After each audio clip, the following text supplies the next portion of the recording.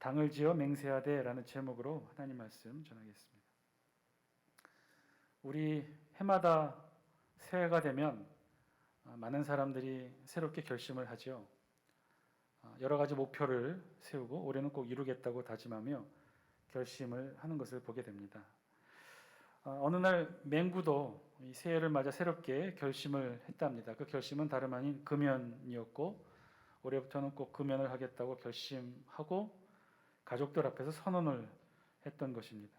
자, 그렇게 몇 주가 지났는데요. 어느 날 맹구의 아내가 방에 들어갔는데 글쎄 맹구가 방에서 태연하게 담배를 피우고 있었던 거죠. 아내가 화가 나서 말합니다. 당신 새해부터 금연하기로 했잖아요. 당황한 맹구가 이렇게 말합니다. 깜빡 잊어버렸어. 그래서 아내가 다그치며 말합니다. 아니 깜빡할 게 따로 있지. 지금 새해가 된 지 며칠이나 되었다고 그새 깜빡해요. 그랬더니 맹구가 이렇게 말했답니다. 그게 아니고 방문 잠그는 걸 깜빡 잊었다고. 하루만 술을 마시지 않아도 목에 가시가 돋는다고 생각하는 이 엄청난 술꾼이 있었답니다. 어느 날 그가 존경하는 은사님, 옛 스승으로부터 책 한 권을 선물 받았는데 그래서 그는 밤새워 그 책을 모두 열심히 읽었습니다. 그런데 그 책에는 어떤 내용이 기록되어 있느냐? 인체에 술이 얼마나 해로운지에 대해 아주 상세히 적혀 있는 책이었어요. 아마도 그 스승은 그가 술 끊기를 바라는 마음으로 이 책을 선물했던 것 같습니다. 책을 다 읽고 난 그 술꾼 깊은 충격을 받았습니다. 그리고 마침내 대단히 큰 마음으로 결심을 하게 됩니다. 어떤 결심을 했느냐? 앞으로는 절대로 책을 읽지 않겠다라고 결심을 했답니다. 우리도 사실은 수많은 결심을 하며 살아가고 있죠. 해마다 새로운 습관에 대한 결심에서부터 하지 못하고 이루지 못한 소망과 목표에 대해 많은 결심을 하면서 살아오고 있습니다. 어떤 때는 하루에도 몇 번씩 결심하고 결단할 때도 있죠. 우리가 하는 그 수많은 결심과 결단들, 여러분들은 얼마나 잘 지키고 계십니까? 아니, 그보다도 우리가 하고 있는 그 수많은 결심과 결단들을 과연 우리 하나님이 기뻐하시는 결심과 결단일까요? 우리들이 하고 있는 그 수많은 결심과 결단들은 어떤 것들인가요? 나를 위한 것들인가요? 아니면 하나님을 위한 것들인가요? 굳이 이런 질문을 하는 이유는 우리 주변에서 보는 수많은 결심과 결단들 중에는 하나님이 기뻐하시는 결심과 결단이 되지 못할 때 나타나는 그 폐해가 얼마나 심각한지를 오늘 우리 성경이 잘 보여주고 있기 때문에 그렇습니다. 오늘 우리 본문 사도행전 23장 12절에서 22절에서도요. 한 가지 중요한 이 결심에 관한 이야기가 나오고 있어요. 바로 유대인들 중에 아주 중요한 결심을 한 자들의 이야기를 오늘 우리 성경이 기록하고 있다는 거죠. 우리 다 함께 12절 말씀 어떤 결심인지 12절 말씀 같이 한번 읽어볼까요? 시작. 날이 새매 유대인들이 당을 지어 맹세하되 바울을 죽이기 전에는 먹지도 아니하고 마시지도 아니하겠다 하고. 오늘 우리 성경 12절에서는요. 유대인들이 당을 지어 맹세한 이들, 즉 결심한 이들이 있음을 기록합니다. 즉 맹세한 자들, 결심한 자들이 있었다는 것인데 그런데 우리 성경의 기록에 보니까 이런 자들이 한두 사람이 아니라 여러 명이 되어서 이들이 서로 모여 당을 지었다는 것이죠. 그럼 도대체 이들이 몇 명이나 되었을까요? 몇 명이나 이런 똑같은 결심을 하게 된 것이었을까요? 13절 함께 읽겠습니다. 시작. 이같이 동맹한 자가 40여 명이더라. 즉 이런 맹세, 이런 결심을 한 자들이 40여 명, 즉 40명이 넘었다는 거예요. 그래서 이들이 모여 함께 당을 지었다고 우리 성경에 기록했던 것이죠. 우리말 번역에 당이라고 번역을 해놨는데 헬라 원어로는요. 시스트로펜이라는 단어입니다. 이 단어는 두 단어의 합성 단어예요. 쉰이라는 단어와 스트레포라는 단어의 합성 단어인데 쉰은 누구누구와 함께라는 뜻이고 스트레포는 어디로 향하다라는 뜻이에요. 즉 쉰과 스트레포의 합성어 시스트로펜이라는 이 단어는요. 그래서 그 기본적인 직접적인 뜻이 누구누구와 함께 어디로 향하다라는 뜻인 것이죠. 자, 그것을 우리 성경이 당이라고 번역을 했는데 잘 번역을 했던 것 같아요. 여기에는요. 특정한 목적을 이루기 위한 집단이라는 뜻이 담겨 있기 때문에 그렇습니다. 이들이 특정한 목적을 이루기 위해 함께 모였다는 뜻이죠. 그럼 그 목적이 무엇이었을까요? 어떤 특정한 함께하는 목적이었을까요? 12절 후반부 우리 영상을 통해 같이 한번 볼까요? 두 번째 줄 바울을부터 함께 읽겠습니다. 시작. 바울을 죽이기 전에는 먹지도 아니하고 마시지도 아니하겠다 하고, 어떤 목적이었느냐, 어떤 목표를 함께 가지고 있었느냐, 바울을 죽이려는 목적이었다는 거예요. 바울을 죽이려고 뜻을 모아 이들이 당을 지었다는 것입니다. 그런데 여기서도 중요한 것은요, 이들이 당을 지었다고 했는데 당을 지은 것이 중요한 것이 아니라 이들의 모임 형식이 중요하다는 거예요. 중요했다는 거예요. 바울을 어떻게 했어요? 바울을 죽이기 전에는 먹지도 아니하고 마시지도 않겠다고 어떻게 했다는 거예요? 맹세를 했다는 것입니다. 맹세. 이들이 했던 결심의 형식이 맹세였다는 거예요. 유대 사회여서, 이 당시 유대 사회에서 맹세는요, 유대인들에게 맹세는 오직 단 한 분, 한 사람 앞에서만 맹세할 수 있어요. 그 맹세가 누구예요? 대상이 누구예요? 하나님 한 분밖에 없었다는 거죠. 즉 하나님께 이렇게 맹세했다는 거예요. 이들은 어떤 맹세를 했느냐? 하나님 앞에서 어떤 맹세를 했느냐? 바울을 죽이기 전에는 우리가 무엇을 먹거나 마시지 않겠다. 즉 바꿔 얘기하면 바울을 죽이기 전에 우리가 무엇을 먹거나 마시면 하나님께서 우리에게 똑같은 형벌을 내리셔도 능히 감당하겠다라는 다짐으로 하나님 앞에 맹세를 했던 거죠. 그냥 단순히 무엇을 해야겠다, 노력하겠다, 끊겠다 정도의 결의가 아니었다는 거예요. 바울을 죽이지 않고서는 하나님과 사람들 앞에서 숨쉬며 살아가지 않겠다는 목숨을 담보로 한 결의, 맹세를 지금 하나님께 했다는 거예요. 질문이 생깁니다. 왜 이들은 이렇게까지 맹세를 해야 했던 것일까요? 우리가 지금까지 쭉 살펴왔던 대로 바울은요, 3차 전도여행을 끝내고 예루살렘으로 돌아갔죠. 그런데 예루살렘에서 이 바울을 알아본 유대인들이 바울을 죽이려고 했어요. 이유는 바울이 성전 모독죄를 지었다는 거예요. 어떤 성전 모독죄를 지었습니까? 바울이 이방인을 데리고 성전 안으로 들어가 성범을 침범케 했다고 하는 성전 모독죄를 들어서 바울을 죽이려 했어요. 그 자리에서 바울을 폭행으로 죽이려 했던 것을 어떻게 됩니까? 이 성전을, 예루살렘 성전을 지키고 있던 로마 군인들에 의해 바울은 목숨을 건지죠. 이 1차 바울을 죽이려는 시도는 실패하게 됩니다. 두 번째 시도를 하죠. 어떤 시도를 합니까? 산헤드린 공의의 재판을 통해서 그래서 바울을 합법적으로 죽이려 합니다. 재판을 회부한 거죠. 그런데 바울의 지혜로운 변론과 이 산헤드린 공의회가 사두개인과 바리새인으로 나뉘어 서로 싸우는 바람에 이 두 번째 바울을 죽이려는 시도도 실패로 끝나게 돼요. 두 번의 연속된 실패에 이제 아예 바울을 암살하고 살해하려는 의도로 살해 조직을 결성하게 되었던 거죠.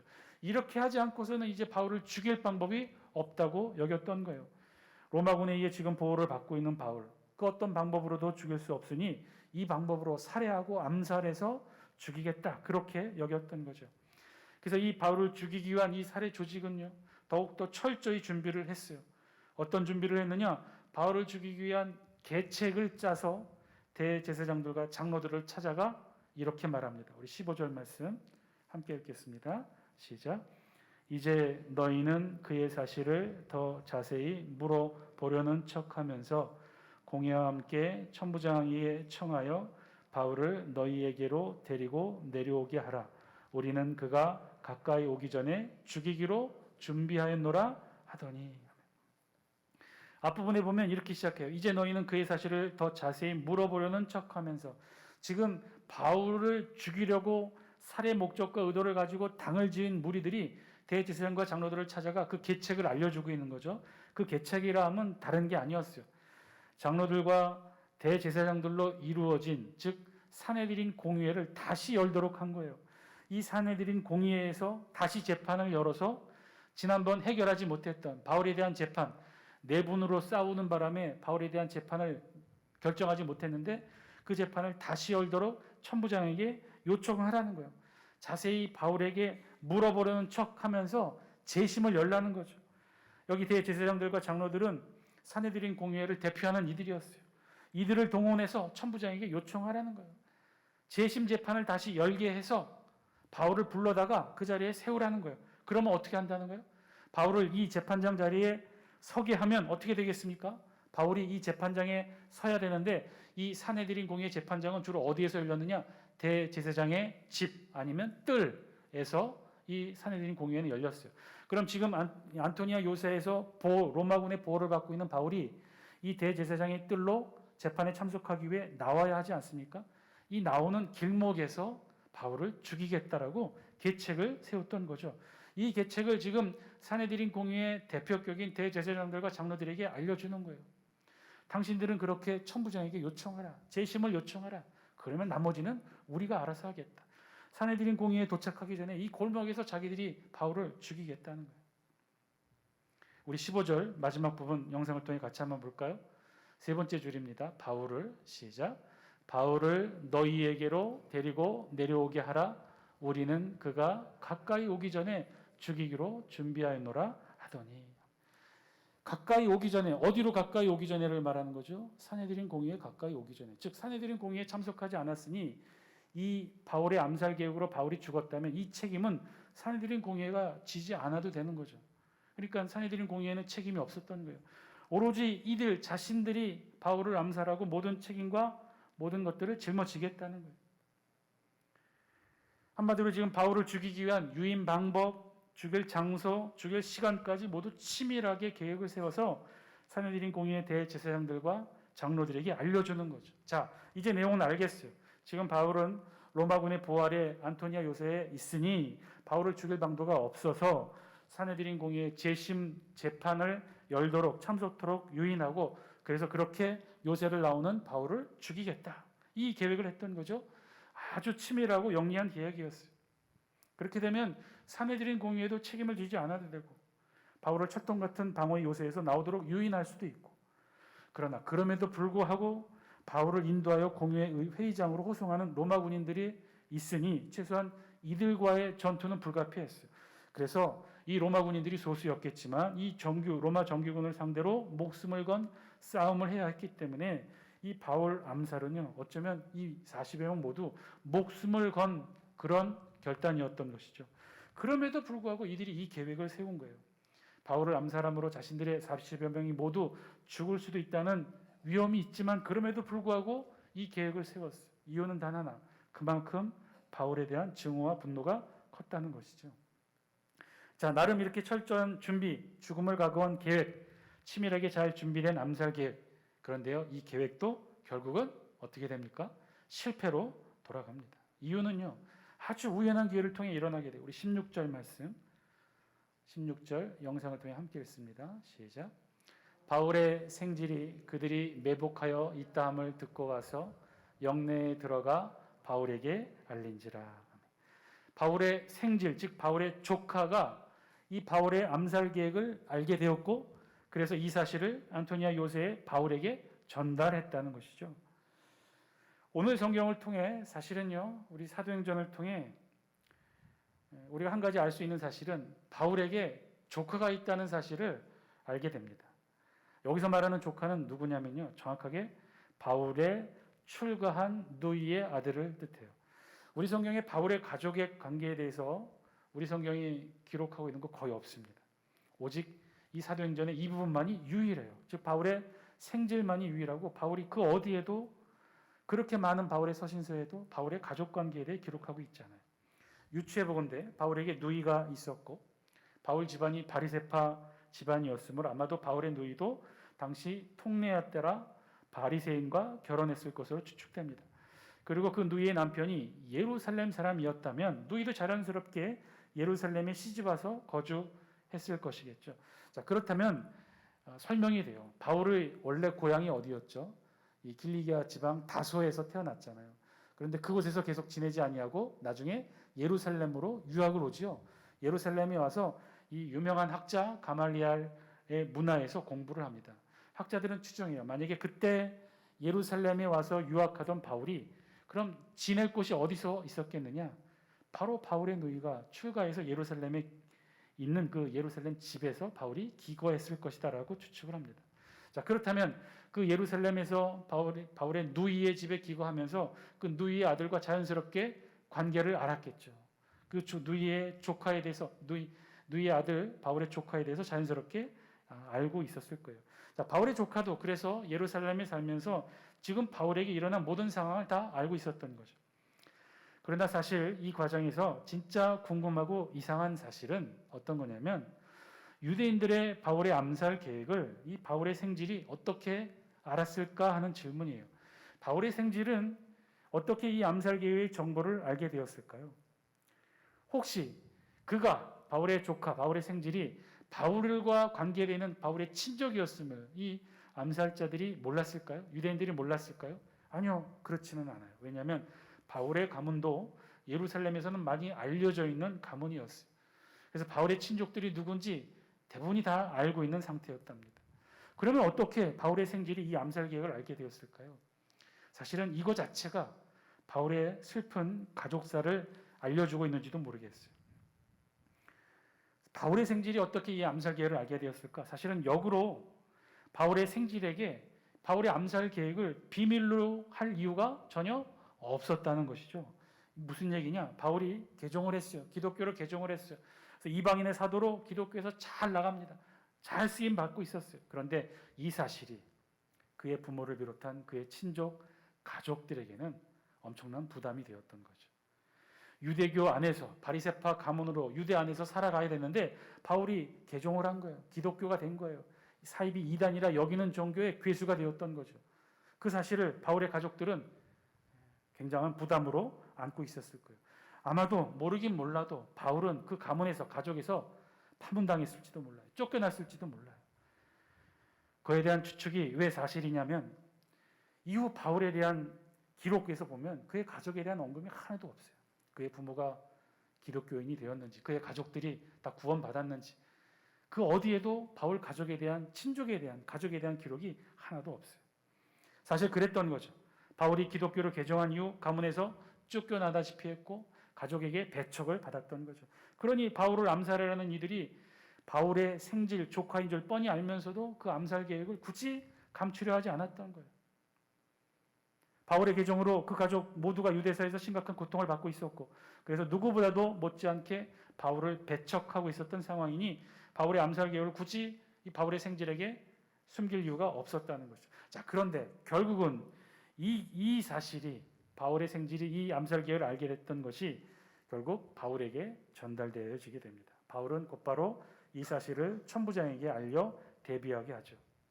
그래서 우리가 결국 다음 시간에 살펴보겠지만 이 바울의 암살 계획을 알게 된 천부장은요, 바울을 한밤중에 로마의 정규군 호송과 함께 로마 총독이 거주하는 로마의 직할 도시 가이사라로 바울을 이송하게 됩니다. 결국은 이 무시무시한 암살 계획, 40명이 먹지도 마시지도 않고 바울을 죽이겠다고 결의했던 이 40명의 암살 계획이 한 사람 바울의 생질에 의해 실패하게 된 거죠. 이후 우리 성경은 더 이상 이 바울의 조카 생질에 대해 언급하고 있지 않아요. 두 번 다시 등장하지 않습니다. 그가 나중에 그리스도인이 되었는지, 바울과 함께 어떤 삶을 살았는지, 어떤 일을 했는지 성경 그 어디에도 기록이 없어요. 다른 교회사 자료에도 기록되어 있지 않아요. 아니, 바울 가족 자체가 기록이 없어요. 그것으로 미루어 본다면 오늘 본문에 나온 이 바울의 생질, 바울의 조카도, 그래서 바울이 이 조카의 도움으로 목숨을 얻었지만 이 바울의 조카도 그저 그렇게 다른 가족과 마찬가지로 그저 바울을 미워하면서 그렇게 유대교에 남아 바울을 원망하며 보내는 다른 가족들과 같았을지도 모릅니다. 그런데 중요한 사실은 그런 바울의 생질을 통해 하나님의 역사심이 이루어졌다는 거예요. 전혀 예상치 못했던 바울의 생질의 도움으로 바울은 목숨을 구하게 되었다는 거죠. 이는 역으로 우리 하나님의 신묘한 섭리의 손길을 다시 한번 확인하게 되는 부분입니다. 우리 하나님의 섭리의 손길이, 하나님의 도우심의 손길이 그렇다는 거죠. 하나님은 우리를 그렇게 도우시고 이끄신다는 거예요. 전혀 알려지지 않는 청년 바울의 조카를 통해서 하나님은 바울을 구원하게 하셨다는 거예요. 그렇게 하나님은 어쩌면요, 우리가 전혀 생각하지 못한 방법으로 자기 백성들을 섭리하고 도우시고 다스리고 계시다는 거죠. 하나님의 섭리의 손길이 그렇다는 것입니다. 우리가 전혀 상상하지 못한 곳으로, 우리가 전혀 기대하거나 예측하지 못한 방법으로 하나님은 이 땅에 하나님의 자녀들을 그렇게 돕고 계시다는 거예요. 심지어는요, 어떤 이에게는요, 까마귀를 통해서도 하나님이 도우셨어요. 엘리야가 그렇지 않습니까? 까마귀를 통해서 하나님이 엘리야를 살리십니다. 까마귀가 떡과 고기를 물어 나르게 하심으로 그것을 먹고 엘리야가 살아났어요. 사르밧 과부 가장 천한 손길을 통해 엘리야를 돕게 하십니다. 하나님은 우리가 전혀 생각하지 못한 방법으로 우리를 도우셔요. 그러므로 사랑하는 장수께 성도 여러분, 어려움에 처했을 때, 특히나 사면이 막혀 있고 전혀 도움이 없다고 생각되어질 때 여러분 낙심하지 마시기 바랍니다. 우리 눈에는 그 어디에도 도움의 손길이 없어 보이지만, 그 어디에도 나를 도울 곳이 없다고 여겨지지만, 그 속에서도 하나님은 저와 여러분들을 도우실 것입니다. 붙잡아 주실 것입니다. 전혀 예상치 못한 방식으로, 전혀 예측하지 못한 방식으로, 오직 그래서 하나님의 방법으로만 우리를 도우실 것입니다. 그러니 우리가 할 일은 뭐예요? 낙담하지 않는 거죠. 어떠한 상황에서도 실망하지 않는 겁니다. 왜냐하면 하나님은 이 땅의 하나님의 백성 저와 여러분들을 반드시 도우실 것이기 때문에, 그것도 오직 하나님만의 방법으로 도우실 것이기 때문에 낙심하지 않는 거죠. 실망하지 않는 거예요. 그렇게 하나님은 우리의 문제를 반드시 해결해 주실 것이고, 하나님은 반드시 우리를 치료해 주실 것입니다. 오늘 본문에 나온 이들, 바울을 암살하기로 당을 지어 맹세한 이들, 그래서 이들이 하나님 앞에 맹세했지요. 바울을 죽이기 전에는 먹지도 않고 마시지도 않겠다 맹세한 이들. 그런데 궁금합니다. 도대체 이들이 누구였을까요? 이들은 누구에게 감히 하나님 앞에 이런 맹세를 했던 것일까요? 이들 하나하나 면면을 살펴보면요, 이들 모두는 유대교 입장에서는요 아주 신실한 유대교인들이었어요. 바울이 성전을 모독하는 죄를 지었으니 반드시 바울은 죽어야 한다고 생각했던 거죠. 그러니 바울을 죽이기 전에는 먹지도 마시지도 않겠다고 감히 당당하게 사람들과 하나님 앞에서 이렇게 맹세를 했던 거예요. 사랑하는 장수께 성도 여러분, 오늘 말씀을 통해 우리에게도 주신 하나님의 음성을 저와 여러분들이 들을 수 있게 되길 바랍니다. 이들의 맹세, 이들의 결심, 이들의 결의 과연 옳은 것일까요? 바른 것일까요? 하나님이 기뻐하시는 맹세였을까요? 아니라면, 하나님이 기뻐하시는 맹세가 아니라면, 바른 결이고 바른 결심이 아니었다면 왜일까요? 왜 하나님이 기뻐하시는 맹세가 아니었을까요? 이들 모두 다 하나하나 살펴보면 신실한 유대교인들이었어요. 이들 모두 다 하나님을 섬기는 신실한 신앙인들이었어요. 하나님의 백성들이었어요. 그렇다면 무엇이 문제였던 것일까요? 무엇이 잘못된 것일까요? 무엇이 이들의 맹세가 하나님이 기뻐하지 못하는 맹세가 되었던 것일까요? 사랑하는 장수께 성도 여러분, 아무리 그 의도가 좋아 보여도, 아무리 그 내용이 좋다고 하더라도 누군가를 죽여야 하는 불의의 병기로 자신의 몸을 바치는 것은요, 그 어떤 설명으로도 결코 선해질 수 없습니다. 그 어떤 설명으로도 결코 의롭지 못한 것이 되죠. 자신을 불의의 병기로 들이는 것이 어떻게 선한 일을 이룰 수 있겠습니까? 상대를 죽이는 것이 어떻게 하나님의 선하신 뜻을 이루는 일이 되겠습니까? 그렇지 않지요. 본문에 나온 이들, 당을 지어 맹세했던 자들, 이들 모두는요, 그래서 선한 일을 위해 결단하는 사람이 아니었다는 거예요. 이들 모두 다 불의한 일을 위해 결단한 이들이었다는 거예요. 사랑하는 장수께 성도 여러분, 오늘 말씀을 통해 저와 여러분들에게 말씀하시는 하나님의 음성 들을 수 있게 되길 바랍니다. 우리 모두 선한 일을 위해 결단하시는 저와 여러분들 되시기를 바랍니다. 사람을 죽이는 일은요, 그 어떤 정당한 이유로도 그것은 선한 일이 될 수 없어요. 그건 불의한 일이에요. 선한 일이 되지 못해요. 여러분, 이 세상에는요, 얼마나 많은 사람들이 이런 불의한 일을 위해 결단하고 결의하고 맹세하고 있는지 몰라요. 그들 하나하나 면면을 살펴보면 다 열심인 자들이에요. 다 신실한 자들이에요. 다 열심히로 스스로는 옳다고 여기는 자들이죠. 그러니 사람을 죽이는 일을 위해서 먹지도 마시지도 않겠다고 하나님 앞에 맹세했던 것 아닙니까? 이 땅에 얼마나 많은 사람들이 이런 불의한 일에 목숨 걸고 결단하는지 모르겠어요. 그러면 질문이 들죠. 어떻게 해야 이런 불의한 일에 결단하지 않는 사람이 될까요? 그 기준이 무엇일까요?